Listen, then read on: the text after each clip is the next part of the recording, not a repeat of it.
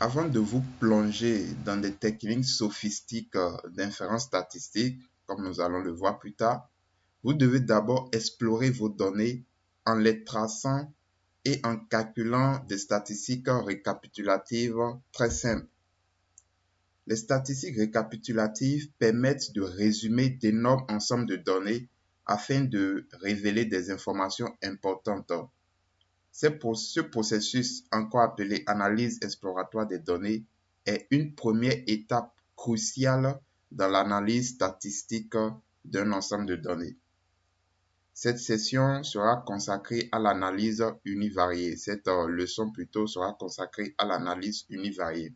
L'analyse univariée est la forme la plus simple de l'analyse statistique dont l'objectif est de décrire chacune des variables sans traiter des relations existantes entre ces dernières. Donc ici, on traite chaque variable de manière unique. Dans cette leçon, vous apprendrez à calculer les statistiques usuelles utilisées pour décrire des données. Commençons par importer les librairies nécessaires pour travailler ici. Donc, nous allons commencer par importer Pandas. Après, nous aurons aussi besoin de la librairie NumPy. De toute façon, Pandas et NumPy vont de pair, toujours. Nous aurons besoin d'une librairie pour construire des graphiques.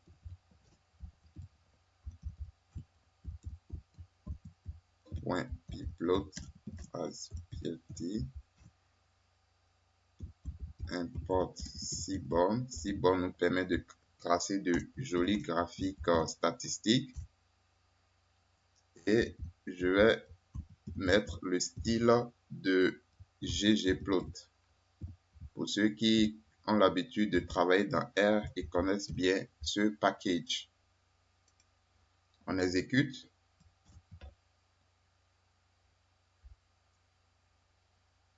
Dans la partie concernant les fondamentaux du langage Python, donc dans la session précédente où nous avons fait des révisions, vous avez déjà vu les librairies Pandas et NumPy. Ici, vous allez découvrir deux autres librairies tout aussi intéressantes pour l'analyse des données. Il s'agit de Matplotlib, d'accord, à travers son module pplot, et de Seaborn. Matplotlib, c'est une librairie utilisée pour faire des visualisations et elle vous permet de vraiment customiser, d'accord, de vraiment designer votre graphique comme vous le souhaitez. Par contre, elle va vous nécessiter vraiment une maîtrise du code. Alors que Seaborn, c'est une librairie de niveau supérieur qui peut être utilisée pour simplifier de nombreuses tâches de visualisation. Donc, Seaborn vous permet de faire de jolis graphiques vraiment en une seule ligne de code. Les données que nous allons utiliser dans cette leçon concernent les données sur les clients d'un restaurant. Ces données sont intégrées dans la librairie Seaborn et permettent aux utilisateurs de pouvoir s'entraîner. Donc, d'abord, nous allons essayer de connaître le nom des jeux de données qui se trouvent dans Seaborn. Donc, vous pouvez faire SNS get dataset names. Donc, voici le nom des ensembles de données qui se trouvent dans la librairie Seaborn. Donc, vous avez aussi le célèbre jeu de données Titanic. Les données que nous utiliserons, c'est les données tips, d'accord, qui veut dire pourboire. Donc, commençons par importer ces données. Tips df égale sns.load dataset et vous mettez juste le nom, d'accord, et là on peut afficher la data frame.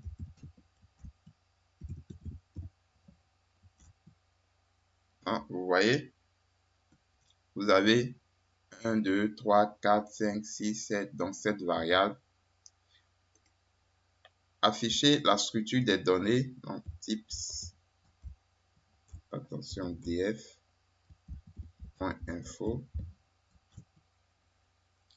Nous avons 244 observations. Donc, chaque ligne représente un client avec ses caractéristiques. Et nous avons 7 variables, 7 colonnes. Il n'y a pas de données manquantes. Et là, vous avez le type des données au niveau de chaque variable. Alors, le type catégoriel, c'est pour les chaînes de caractères, c'est pour les variables catégorielles. La différence entre ce type et le type objet, c'est que lui, il prend moins d'espace en mémoire. D'accord? Donc, souvent, quand vous avez un jeu de données très volumineux et que vous avez plusieurs variables qui ont des données de type objet, chaîne de caractères, et il est toujours bien de les convertir en catégories parce que ça prend moins d'espace en mémoire. Commençons par calculer les paramètres statistiques qu'on utilise souvent pour décrire un jeu de données. La moyenne. Calculons le pourboire moyen. C'est la variable type qui représente le pourboire, donc laissé par le client. Donc, on veut le pourboire moyen. Vous faites tout simplement tips df. Vous prenez votre variable comme ceci, type, et vous appliquez la méthode min, tout simplement. Donc, le type moyen, c'est 2,99, donc près de 3 $. Supposons que l'unité de monnaie ici, c'est le dollar, donc on va dire 3 $. Avant de commencer par calculer les paramètres, je vais quand même vous définir les variables. D'accord?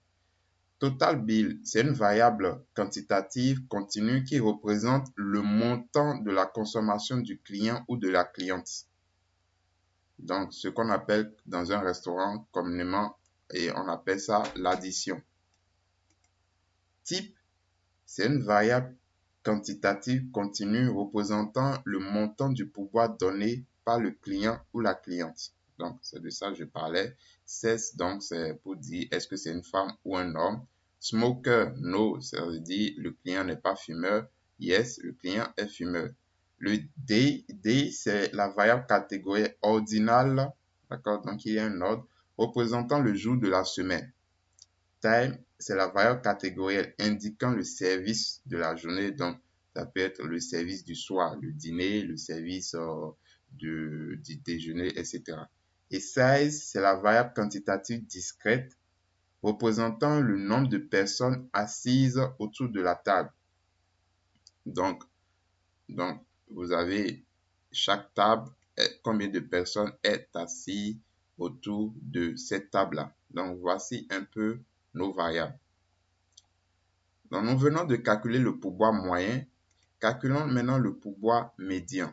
Pour ce faire, c'est très simple. Vous prenez votre variable dont vous voulez calculer la médiane et vous lui appliquez la méthode médiane. C'est aussi simple que ça. J'exécute. Donc, vous voyez, le pourboire médian est très proche du pourboire moyen.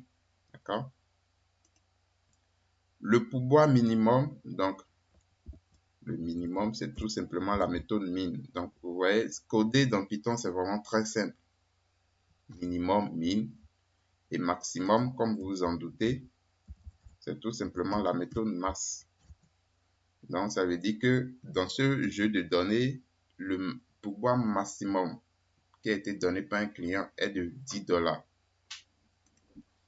Maintenant, ce que nous voulons connaître maintenant, c'est la distribution de fréquence de la variable type. D'accord? Donc, pour connaître cette distribution de fréquence, vous pouvez utiliser la méthode ValueCount. Cette méthode permet de déterminer le nombre de fois où chaque valeur distincte d'une variable, c'est-à-dire chaque modalité, apparaît dans un ensemble de données.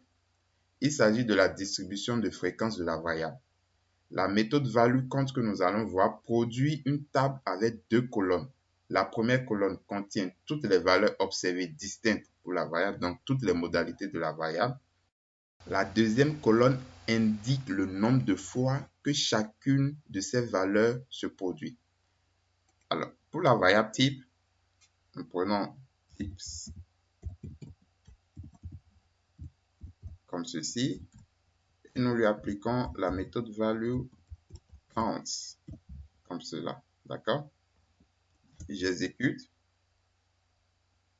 et vous voyez, ça me met les modalités distinctes de cette variable et le nombre de fois où ils apparaissent dans l'effectif. D'accord? Donc, la variable type étant continue plutôt, excusez-moi, il y a un nombre important de modalités qui ne facilitent pas l'analyse du résultat de la méthode. Et dans la leçon prochaine, nous allons voir comment visualiser cette distribution-là. Pour les variables continues, on utilise l'histogramme pour analyser la distribution de fréquences. Donc, nous voulons maintenant la distribution de fréquence de la variable time. Donc,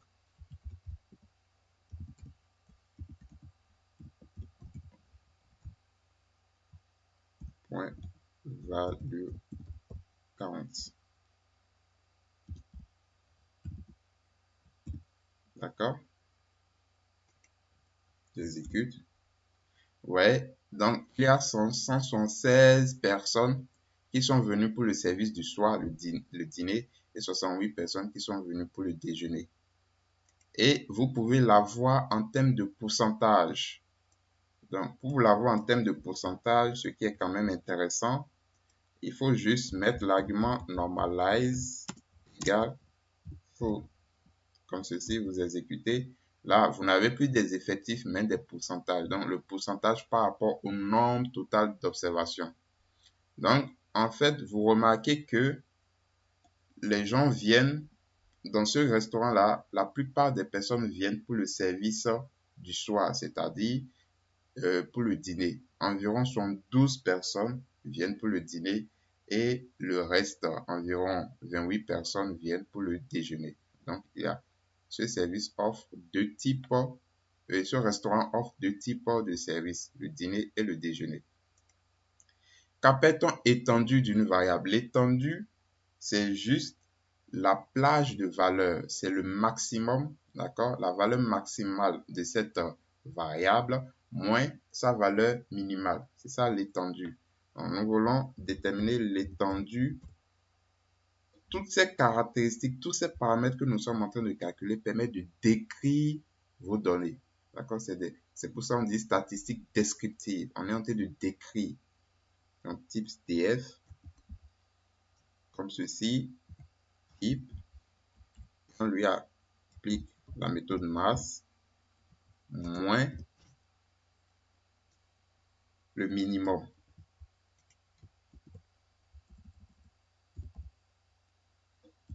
J'exécute. Donc, ça veut dire que l'étendue de la variable type est de 9, donc $9. Regardez, ici, nous avions déjà calculé. Le minimum, c'est 1 et le maximum, c'est 10. Donc, 10 moins 1, ça fait effectivement 9. La variance de la variable type. Donc, pour connaître la variance d'une variable, il vous suffit d'appliquer la méthode var. Donc, je fais type point var et j'exécute. Donc, la variance de la variable indiquant le pourboire est de 1,91. Les cas types, vous appliquez juste la méthode STD. STD pour dire Standard Deviation. Donc, les cas types de cette variable est de 1,38. Vous savez que les cas types, c'est la racine carrée de la variance. Donc, nous aimerions quand même le vérifier. Est-ce que vraiment ce que nous avons calculé ici est la racine carrée de cette valeur-là? Donc, je fais tout simplement ça. Est-ce que, donc, un opérateur de comparaison, la racine carrée d'un nombre, c'est ce nombre élevé à la puissance 0,50. D'accord? De toute façon, il y a des fonctions pour faire la racine carrée. Par exemple, la fonction sqrt de NumPy Mais nous savons que pour trouver la racine carrée d'un nombre, on fait ce nombre élevé à la puissance 0,50 tout simplement. Donc, est-ce que cette égalité est vraie? J'exécute et ça me met effectivement vrai. Maintenant, c'est très intéressant de calculer les paramètres statistiques comme ça, un à un. Mais et si vous aviez à faire ces calculs pour plusieurs variables? Regardez, jusque là, on est en train de faire les calculs pour la variable indiquant le pourboire, alors qu'on a plusieurs autres variables dans la data frame. Si on devait le faire un à un, ce serait très consommateur de temps. Heureusement, il y a une méthode appelée Describe qui permet d'obtenir plusieurs paramètres statistiques pour toutes les variables d'une data frame et ceci en une seule ligne de code. Ça ne forme même pas une seule ligne. Donc, je fais type df.describe comme ceci et j'exécute et j'ai tout le résumé statistique de ma data frame. Par défaut, la méthode Describe s'applique aux variables numériques.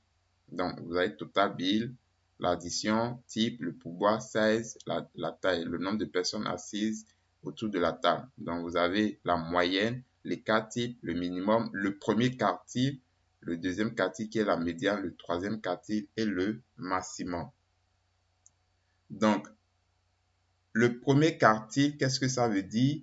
Ça veut dire que 25% des données sont inférieures à cette valeur.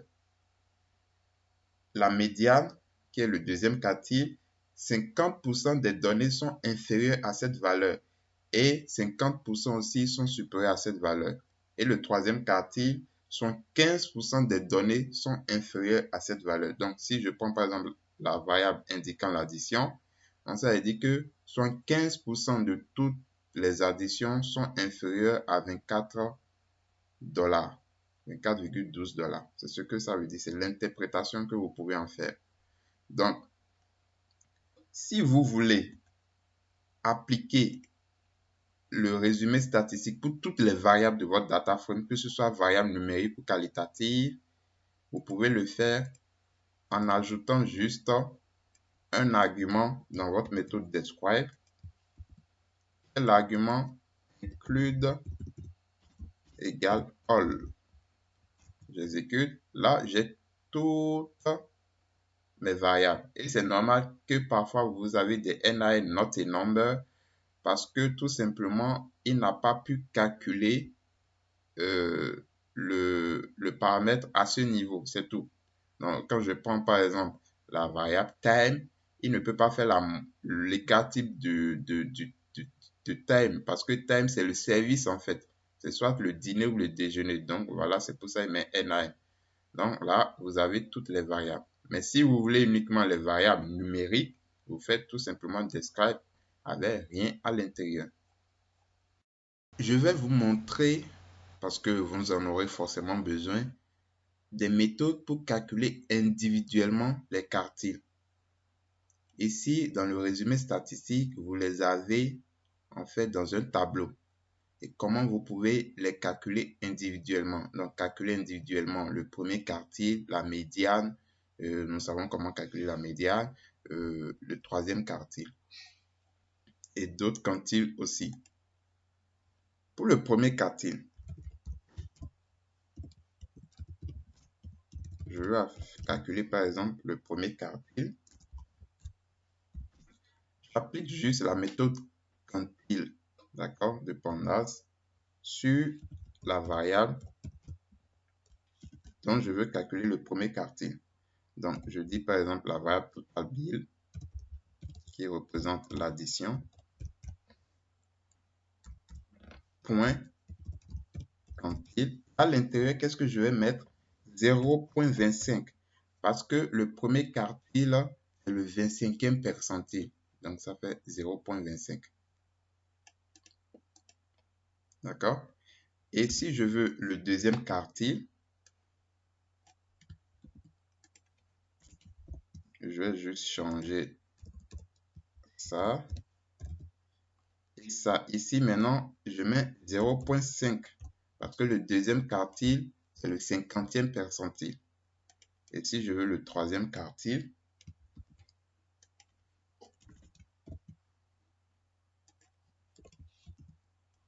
Donc ici, le troisième quartile, c'est le 75e percentile, donc 0,75. Vous voyez, tout simplement. J'exécute. Vous voyez, j'ai les mêmes valeurs que précédemment. Donc 13, 34, 17, 79, 24, 12.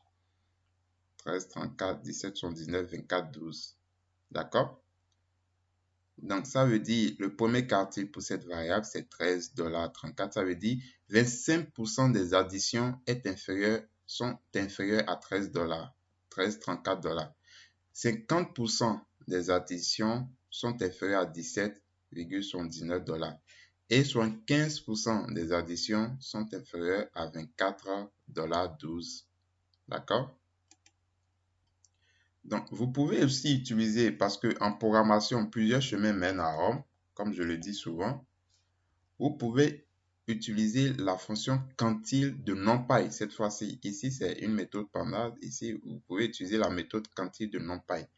Et c'est ce que je vais vous montrer. Je copie juste ça. Alors, si vous voulez le premier quartile de total bill en utilisant la méthode quantile de NumPy, vous faites np compile comme ceci, tout simplement, et vous mettez la parenthèse du print. D'accord? Donc, np compile la variable, d'accord? Ça peut être une variable, un objet de type panda series, un tableau NumPy. Et vous faites la même chose sans oublier de mettre en fait le 0,25. D'accord? Donc, vous faites la même chose pour le deuxième quartile. Donc, np compile, d'accord? 0,5. N'oubliez pas de mettre les parenthèses comme il le faut, parce que là, c'est un print. Et pour le troisième quartile, ça fera np compile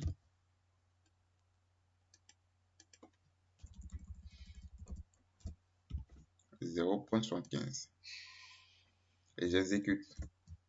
Ouais, j'ai les mêmes valeurs. Les mêmes valeurs. Donc, dans Python, franchement, il y a plusieurs façons de faire la même chose. Vous pouvez même utiliser la fonction percentile. D'accord? Percentile, c'est np percentile. Donc, je copie ça. Je mets là. Vous remplacez juste par percentile. Mais attention, ici, vous ne mettez plus de nombre décimal, mais plutôt des entiers naturels parce que c'est le percentile. Donc, vous mettez pour le premier quartile 25. D'accord? Pour le deuxième quartile, np percentile, ce sera 50. D'accord? Et np percentile pour le troisième quartile, 75% des valeurs de la variable sont inférieures au troisième quartile. Donc, 75%. Je mets ça. Voilà. J'exécute. Vous voyez, j'ai les mêmes résultats. Donc, vous venez de voir trois façons différentes de calculer les quartiles d'une variable. La méthode quantile de pandas, la fonction quantile de NumPy et la fonction percentile de NumPy. Vous pouvez avoir vos résultats en une seule ligne de code. Supposons que vous voulez afficher les quantiles de la variable total bill en une seule ligne de code. Donc, le premier quartile, le deuxième quartile et le troisième quartile. Qu'est-ce que vous faites? Vous faites tout simplement np quantile df total bill. Et là, vous mettez 0,25 pour le premier quartile, 0,50 pour le deuxième quartile et 0,75 pour le troisième quartile. Vous exécutez. Donc là, vous créez un tableau NumPy pour stocker les résultats. Donc vous avez 13, 34, le 17,79 et 24,12. On peut aussi calculer des quintiles. Donc, regardez, je copie juste ça pour être un peu plus rapide. NP quintile, je veux 0,2, donc des quintiles, 0,4, 0,6, 0,8, 1. Donc, 0,2, ça veut dire 20% des valeurs sont inférieures à ce percentile-là. D'accord, 20e percentile. 40% des valeurs sont inférieures au 40e percentile, etc. Donc, j'exécute et il m'a morcelé en 5 parties. 1, 2, 3, 4, 5. Maintenant, qu'appelle-t-on IQR? C'est mis pour interquartile range. Ça veut dire c'est la gamme interquartile.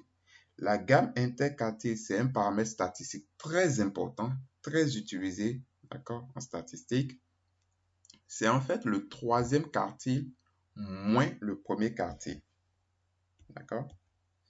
C'est le troisième quartile moins le premier quartile. Et cette valeur représente la hauteur de la boîte à moustache, d'accord, d'une variable, comme nous allons le voir dans la leçon prochaine.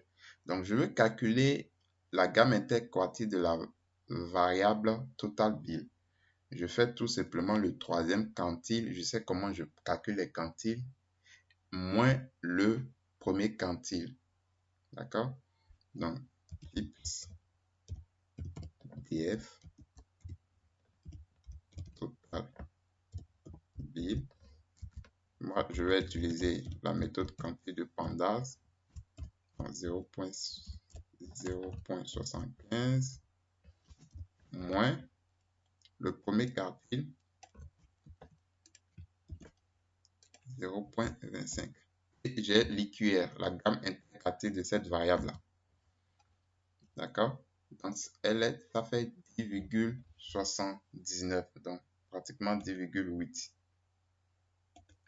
Vous pouvez calculer ce même paramètre en utilisant une fonction, la fonction IQR de stats. Stat qui est un module de la librairie SciPy. Donc, vous importez d'abord stats, donc from SciPy import stats, d'accord? Et je dis tout simplement stat IQR de la variable total bill.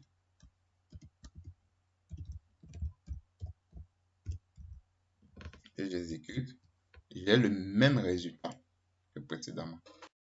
Ça, je l'avais déjà dit plus haut, c'est la façon dont vous pouvez obtenir la table de statistiques descriptives qui inclut toutes les variables de votre data frame.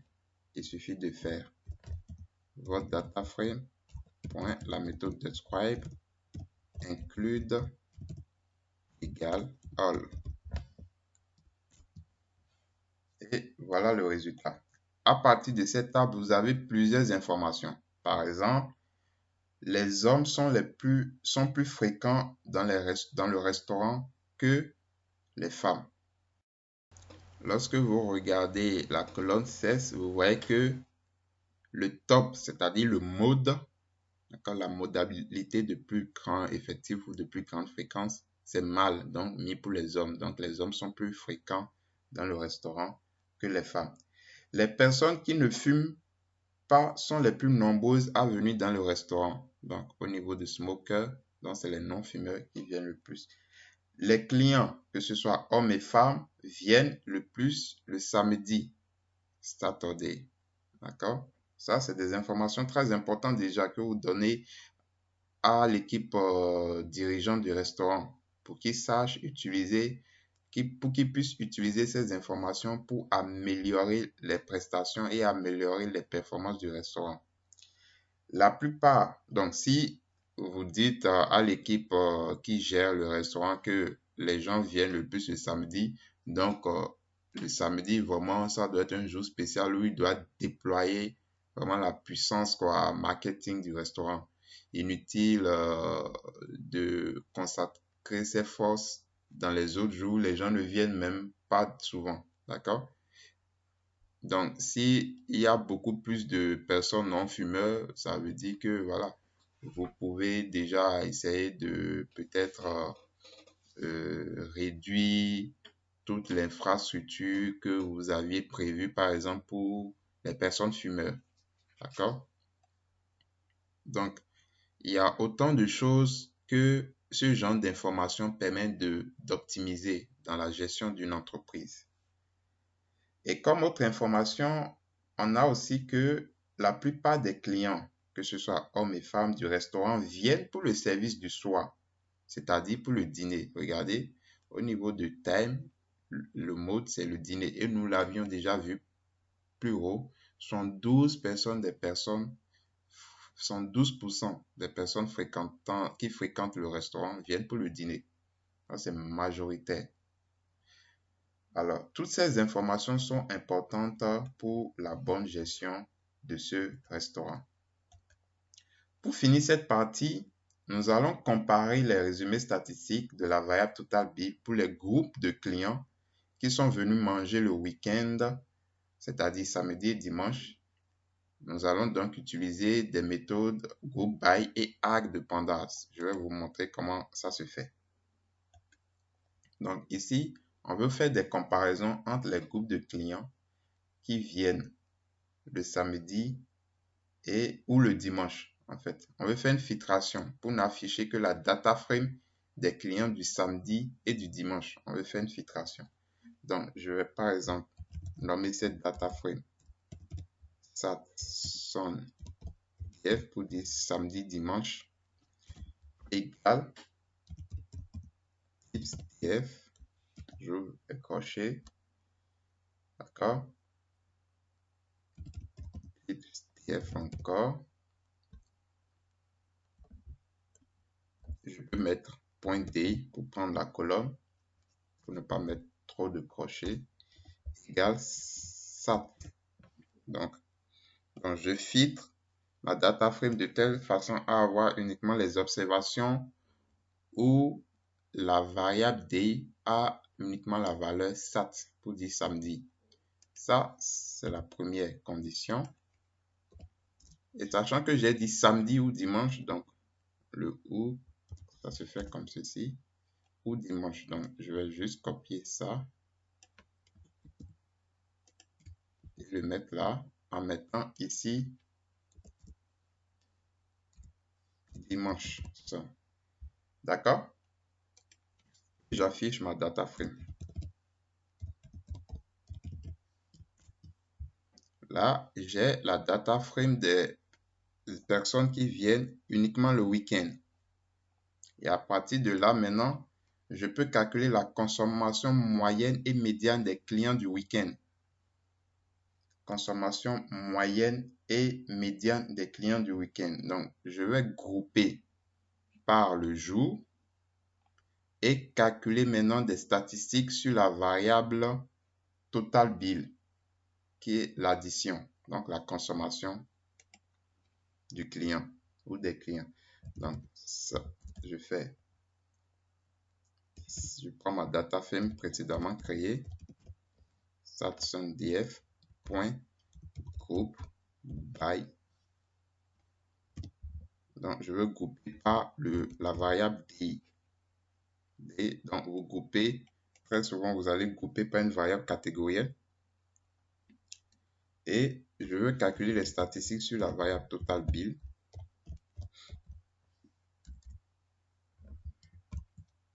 Et je veux calculer plusieurs statistiques. Donc, je fais appel à la méthode AG dans laquelle je vais mettre le nom de mes statistiques que je veux calculer dans une liste. Donc, je vais calculer la moyenne et je vais calculer la médiane.